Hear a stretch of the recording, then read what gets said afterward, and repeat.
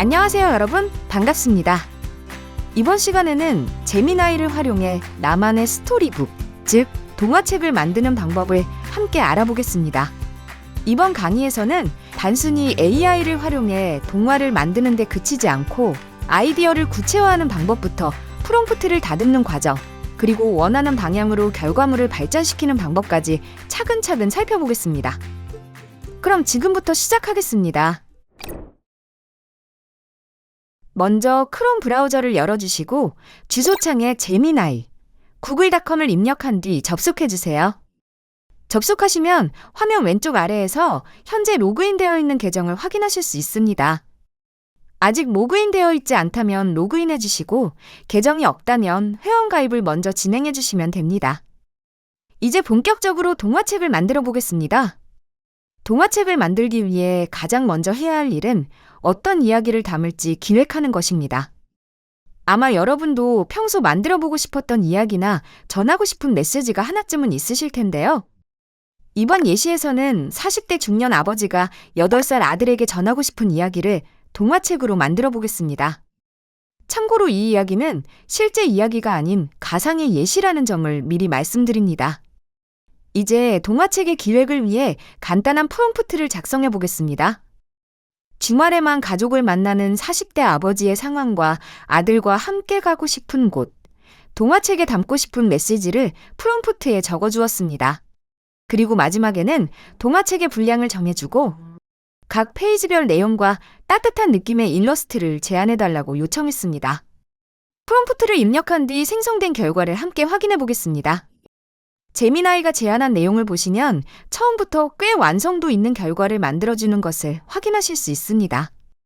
물론 결과가 마음에 드신다면 그대로 활용하셔도 좋습니다. 다만 AI가 처음부터 완벽한 결과를 만들어주는 것은 아닙니다. 사용자가 어떻게 질문하고 수정해 나가느냐에 따라 결과의 완성도가 크게 달라지죠. 따라서 초안은 어디까지나 시작점이라고 생각하시고 여러분의 아이디어와 의견을 계속 반영하면서 조금씩 발전시켜 나가시기 바랍니다. 이러한 과정을 거칠수록 더욱 완성도 높은 결과를 만들 수 있습니다. 먼저 저는 동화책의 제목을 조금 더 원하는 방향으로 수정해보고 싶었습니다. 그래서 제목에 스마트폰을 통해 아빠를 만날 수 있다는 핵심 내용을 조금 더 강조해달라는 프롬프트를 작성했습니다. 그 결과 제미나이가 새로운 제목을 3가지 정도 추가로 제안해 주었습니다. 여러분도 이처럼 AI가 제안한 제목 가운데 마음에 드는 것이 있다면 그대로 사용하셔도 좋고, 조금 아쉽다고 느껴진다면 계속해서 프롬프트를 이어가며 원하는 방향으로 수정해 보시면 됩니다. 흥미로운 점은 AI가 제안한 내용을 참고하다 보면 오히려 더 좋은 제목이나 새로운 장면이 생각나기도 합니다. 저 역시 새로운 제목이 하나 떠올랐습니다. 바로 띠리림, 아빠가 도착했습니다 라는 제목입니다. 이 제목이 동화책의 분위기와 잘 어울리는지 확인하기 위해 제미나이의 의견을 물어보겠습니다. 제미나이 역시 이 제목이 이야기의 내용과 잘 어울린다는 의견을 제시해 주었습니다. 다만 AI의 의견은 하나의 참고 자료일 뿐입니다. 최종 선택은 여러분이 전달하고 싶은 메시지와 가장 잘 어울리는 제목으로 하시면 됩니다. 이제 수정된 제목을 반영하여 동화책 전체 구성을 다시 정리해 보겠습니다. 제미나이가 제목을 포함한 전체 장면을 다시 구성해서 보여주고 있습니다. 이 단계에서는 제목뿐만 아니라 각 페이지의 내용과 장면을 하나씩 살펴보시는 것이 중요합니다. 실제로 동화책을 읽는다고 생각하면서 장면을 상상해보고 내가 전달하고 싶은 이야기와 감정이 잘 담겨 있는지 꼭 확인해 보시기 바랍니다. 현재 첫 번째 페이지를 보면 주말이 지나고 월요일, 아침이 시작되는 장면으로 구성되어 있습니다. 그런데 저는 조금 다른 연출이 더 좋겠다는 생각이 들었습니다. 아이가 달력에 아빠가 오는 날을 하나씩 표시하면서 기다리는 장면으로 시작하면 독자들이 아이의 기다림과 설렘을 훨씬 자연스럽게 느낄 수 있을 것 같았습니다. 그래서 첫 번째 페이지를 수정하는 프롬프트를 작성해 보겠습니다. 그리고 한 가지 더 추천드리고 싶은 방법이 있습니다. 동화책의 주인공 이름을 실제 아이의 이름으로 설정해 보는 것입니다. 아이가 자신의 이름이 등장하는 동화책을 읽게 되면 이 이야기가 바로 내 이야기구나라고 느끼면서 훨씬 더 몰입하고 공감할 수 있습니다. 다만 개인정보를 AI에 입력하는 것이 부담스럽다면 실제 이름 대신 태명이나 별명, 애칭을 사용하셔도 좋습니다. 아이가 자신을 주인공으로 알아볼 수 있도록 구성하는 것만으로도 세상에 하나뿐인 특별한 동화책을 만들어줄 수 있습니다. 그럼 이번에는 앞에서 작성한 프롬프트를 바탕으로 동화책의 내용을 다시 한번 수정해 보겠습니다. 이번에는 단순히 첫 번째 장면만 수정하는 것이 아니라 동화책 전체의 완성도를 높일 수 있도록 몇 가지 요소를 함께 반영해 보겠습니다. 먼저 주인공의 이름을 실제 이름 대신 애칭으로 변경하겠습니다. 그리고 첫 번째 페이지는 아이가 달력에 아빠가 오는 날을 하나씩 표시하며 기다리는 장면으로 수정하도록 요청해 보겠습니다. 이와 함께 한 가지를 더 추가해 보겠습니다. 동화책을 보다 자연스럽게 만들기 위해서는 등장인물의 모습이 페이지마다 일관되게 표현되는 것이 중요합니다. 그래서 아들이 평소 자주 입는 옷의 스타일과 아빠의 의상도 모든 장면에서 동일한 분위기로 표현해달라는 내용을 프롬프트에 함께 추가하겠습니다. 이와 같이 인물의 외형이나 복장처럼 반복적으로 유지되어야 하는 요소는 미리 구체적으로 설명해두면 전체적인 완성도를 높이는 데 도움이 됩니다. 그럼 수정된 프롬프트를 실행해 보겠습니다. 결과를 함께 살펴보겠습니다. 제목은 앞에서 수정한 내용이 그대로 유지되어 있고 전체 일러스트의 컨셉에도 등장인물의 의상을 일관되게 표현하라는 내용이 반영된 것을 확인할 수 있습니다. 또한 첫 번째 페이지 역시 아이가 달력 앞에서 아빠가 오는 날을 손꼽아 기다리는 모습으로 자연스럽게 변경되었습니다. 이처럼 원하는 방향을 구체적으로 설명해 줄수록 AI도 그 의도를 더욱 정확하게 반영하게 됩니다. 여러분도 결과를 확인하면서 전달하고 싶은 감정이나 장면이 충분히 표현되었는지 꼭 검토해 보시기 바랍니다. 이렇게 동화책의 기획이 어느 정도 완성되었습니다. 이제 스토리북 기능을 활용하여 실제 동화책을 만들어 보겠습니다.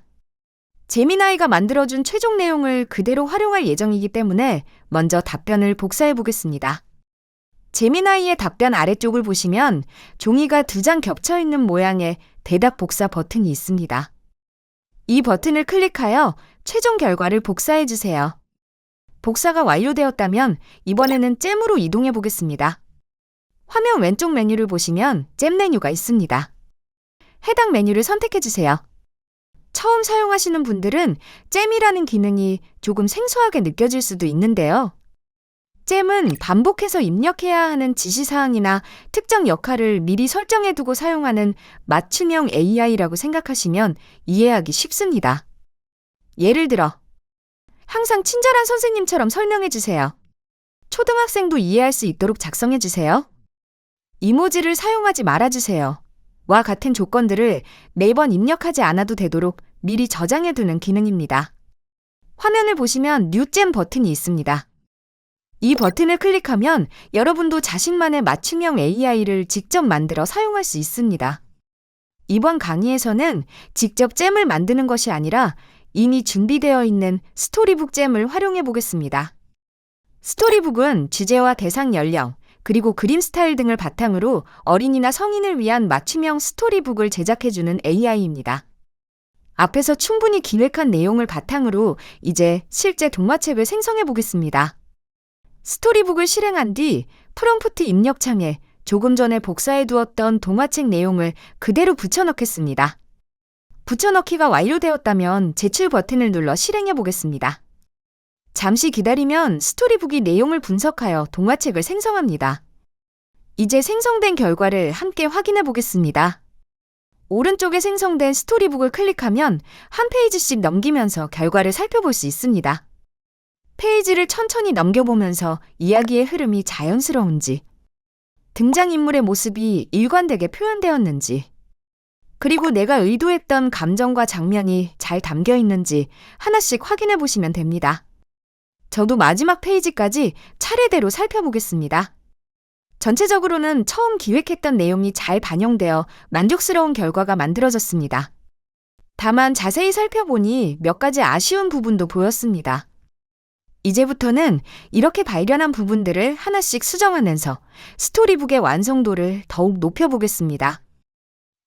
우선 일부 이미지에 영문 텍스트가 함께 표현되어 있는데 동화책에서는 이런 글자가 꼭 필요한 경우가 아니라면 오히려 몰입을 방해할 수 있기 때문에 삭제하는 것이 좋겠습니다.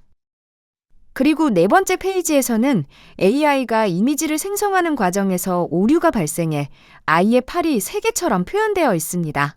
이처럼 AI가 실제와 다른 형태를 만들어내는 현상을 할루시네이션이라고 합니다. 이미지 생성 AI에서는 생각보다 자주 나타나는 현상이기 때문에 크게 이상한 결과라고 생각하지 않으셔도 됩니다. 이럴 때는 결과를 다시 생성하거나 프롬프트를 조금 더 구체적으로 수정하면 대부분 개선할 수 있습니다. 그럼 이러한 내용을 반영해서 수정 프롬프트를 작성해 보겠습니다. 이번에는 모든 페이지의 사파에서 영문 텍스트를 제거해달라고 요청하고 마음에 들지 않는 일러스트는 보다 자연스럽게 수정해달라는 내용도 함께 추가하겠습니다. 그리고 마지막 10번째 페이지는 이야기의 마무리 장면인 만큼 조금 더 따뜻한 분위기로 표현될 수 있도록 수정 요청을 함께 넣어보겠습니다. 이처럼 한 번에 여러 가지 수정 사항을 정리해서 전달하면 AI도 의도를 보다 명확하게 이해하는 데 도움이 됩니다. 그럼 수정된 프롬프트를 실행해 보겠습니다. 수정이 완료되었으니 두 번째 결과물을 확인해 보겠습니다. 전체적으로 처음 결과보다 훨씬 자연스럽고 완성도도 높아진 것을 확인할 수 있습니다. 등장인물의 표현도 더 안정적으로 바뀌었고 장면의 분위기도 처음보다 훨씬 부드럽게 표현되었습니다. 하지만 자세히 살펴보니 아직 일부 이미지에서는 영문 텍스트가 남아있는 것을 확인할 수 있습니다. AI가 모든 요청을 한 번에 완벽하게 반영하지 못하는 경우도 있기 때문에 이런 부분은 다시 한번 구체적으로 수정 요청을 해보겠습니다. 이번에는 영문 텍스트를 모든 사파에서 완전히 제거해달라는 내용을 조금 더 명확하게 작성하겠습니다. AI는 표현 방식에 따라 결과가 달라질 수 있기 때문에 원하는 결과가 나오지 않았다면 같은 의미라도 조금 더 구체적으로 설명하는 것이 좋습니다. 이처럼 프롬프트를 계속 다듬어가는 과정 역시 AI를 효과적으로 활용하는 중요한 방법입니다. 수정된 프롬프트를 다시 실행한 뒤 세 번째 결과물을 살펴보겠습니다. AI는 매번 새로운 이미지를 생성하기 때문에 이전에는 없던 요소가 다시 나타나기도 합니다. 그래서 한번 수정했다고 해서 모든 문제가 완전히 해결되는 것은 아닙니다. 이럴 때는 원하는 내용을 조금 더 명확하게 전달하면서 필요한 부분을 반복해서 수정해 나가면 됩니다. 마지막 결과까지 모두 살펴본 결과 처음보다 훨씬 완성도 높은 스토리북이 만들어졌습니다. 여기서 한 가지 더 말씀드리고 싶은 내용이 있습니다. 혹시 자녀와 함께 AI를 활용해 동화책이나 다양한 작품을 만들어 보신다면 프롬프트를 작성할 때 존중하는 표현을 사용하는 습관도 함께 지도해 주시면 좋겠습니다. 간혹 AI를 사용할 때 명령조나 거친 표현을 사용하는 경우가 있는데 특히 언어 습관이 형성되는 시기의 어린아이들에게는 이런 표현이 자연스럽게 익숙해질 수도 있습니다. 물론 AI는 사람은 아니지만 AI를 대하는 태도는 결국 사용자의 언어 습관과 연결될 수 있습니다. 따라서 AI를 존중해야 해서가 아니라 AI를 사용하는 자신의 언어와 태도를 바르게 유지하기 위해 정중하고 배려 있는 표현을 사용하는 것이 좋습니다. 예를 들어, 이렇게 수정해 주세요. 조금 더 따뜻한 분위기로 변경해 주실 수 있을까요? 같은 표현을 사용하는 것만으로도 훨씬 자연스럽고 긍정적인 대화 습관을 만들 수 있습니다. 이러한 습관은 AI를 활용하는 과정뿐 아니라 일상 속 소통에도 좋은 영향을 줄 수 있습니다. 이제 스토리북이 완성되었습니다. 마지막으로 완성된 결과물을 저장하고 공유하는 방법까지 함께 살펴보겠습니다. 먼저 화면 오른쪽 위를 보시면 아래쪽 화살표 모양의 다운로드 버튼이 있습니다. 다운로드 버튼을 클릭해 주세요. 그러면 완성된 스토리북을 PDF 파일 형태로 내 컴퓨터에 저장할 수 있습니다. 다운로드가 완료되면 저장된 파일을 한번 열어보겠습니다. 지금처럼 PDF 형태로 저장된 것을 확인하실 수 있습니다. 이렇게 저장된 파일은 언제든지 다시 열어볼 수 있고 출력해서 실제 동화책처럼 활용하거나 소중한 추억으로 보관하실 수도 있습니다. 다운로드 버튼 옆에는 공유 아이콘도 함께 제공됩니다. 이번에는 공유 기능도 함께 살펴보겠습니다. 공유 아이콘을 클릭하면 스토리북을 다른 사람에게 보여줄 수 있는 공개 링크가 생성됩니다. 생성된 링크를 복사해서 가족이나 친구 또는 주변 분들에게 전달하면 별도의 프로그램을 설치하지 않아도 웹브라우저에서 바로 스토리북을 감상할 수 있습니다. 그럼 실제로 공유된 화면이 어떻게 보이는지 확인해 보겠습니다. 링크를 전달받은 사람은 이렇게 웹브라우저에서 페이지를 한 장씩 넘기며 스토리북을 감상할 수 있습니다. PDF 파일을 다운로드하지 않아도 되기 때문에 결과물을 공유하기에도 매우 편리한 기능입니다. 오늘은 제미나이를 활용해 동화책을 기획하고 스토리북으로 실제 동화책을 제작한 뒤 저장하고 공유하는 방법까지 함께 살펴보았습니다. 오늘 실습에서 살펴본 것처럼 AI를 활용하여 작품을 만들 때에는 자신의 생각을 구체적으로 전달하고 결과물을 꼼꼼하게 다듬는 과정이 중요합니다.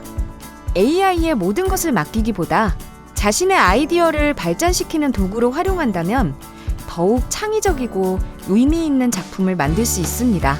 오늘 소개해드린 방법을 활용해 가족에게 전하고 싶은 이야기를 담은 여러분만의 특별한 동화책을 만들어 보시기 바랍니다.